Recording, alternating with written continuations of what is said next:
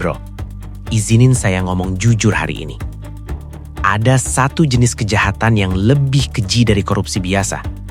Bukan karena angkanya, bukan karena pelakunya pejabat, tapi karena momentumnya. Dan kasus ini ada di Sumatera, di Kabupaten Samosir. Ini bukan cerita soal bencana yang baru kejadian kemarin. Ini cerita tentang bencana yang sudah lama lewat dan manusia yang sengaja menunggu kita lupa. Banjir bandang terjadi, rumah hancur, ladang rusak, orang-orang hidup dalam ketidakpastian. Lalu negara turun tangan. Dana bantuan dikirim. Bukan uang mewah, bukan bonus, tapi uang bertahan hidup. Dan di titik inilah moral seseorang diuji. Dana bantuan itu bukan buat diputar, bukan buat diatur ulang, bukan buat dicari celahnya. Itu amanah. Titik. Tapi yang terjadi di Samosir justru sebaliknya.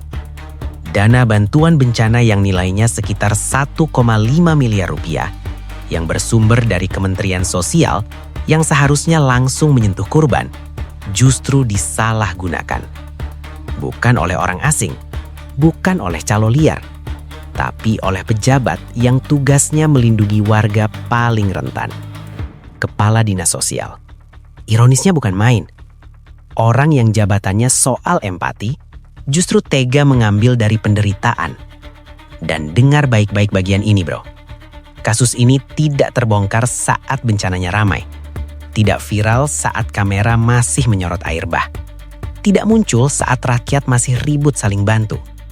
Kasus ini muncul di Desember 2025. Saat publik sudah sibuk dengan hal lain, saat ingatan kita tentang banjir itu mulai pudar. Ini bukan kebetulan, ini pola. Korupsi dana bencana seringkali tidak dilakukan di tengah hiruk-pikuk empati, tapi setelahnya, saat pengawasan melemah, saat masyarakat capek peduli.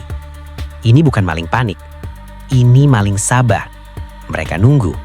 Mereka hitung waktu. Mereka pastikan tidak ada lagi yang ribet. Dan di Samosir, dugaan kerugian negaranya ratusan juta rupiah. Uang yang seharusnya jadi modal hidup korban. Uang yang seharusnya jadi napas baru. Tapi diperlakukan seperti jaraan. Modusnya juga bukan hal baru. Bantuan yang seharusnya disalurkan langsung, diubah, dialihkan, dikelola dengan cara yang membuka ruang keuntungan. Dan disitulah niat busuk bekerja. Bro, kita harus jujur. Ini bukan soal satu orang semata. Ini soal mentalitas kekuasaan. Karena korupsi dana bencana itu bukan cuma pelanggaran hukum, itu pengkhianatan sosial. Coba bayangin, ada orang kehilangan rumah, ada orang hidup dari bantuan, ada orang berharap pada negara. Dan di balik meja, ada yang mikir, dari sini gue bisa ambil berapa? Ini bukan sekadar salah, ini rusak. Dan yang bikin lebih menjijikan, pelakunya sering masih berani bilang, ini salah prosedur, ini kriminalisasi, ini cuma administratif. Tidak, korupsi dana bencana tidak pernah administratif. Itu soal nurani. Lu boleh debat pasal, lu boleh main pengacara, tapi secara moral, ini sudah tamat. Karena saat elu mencuri dari korban bencana, elu bukan lagi pejabat gagal, elu manusia gagal. Dan sekarang, kita sampai ke poin paling penting. Kenapa kasus seperti ini terus berulang? Karena kita, sebagai publik, sering cuma marah saat bencananya, bukan saat laporan keuangannya. Kita menangis saat rumah hanyut, tapi diam saat bantuan disunat. Kita share video air bah, tapi nggak peduli saat anggaran dibedah.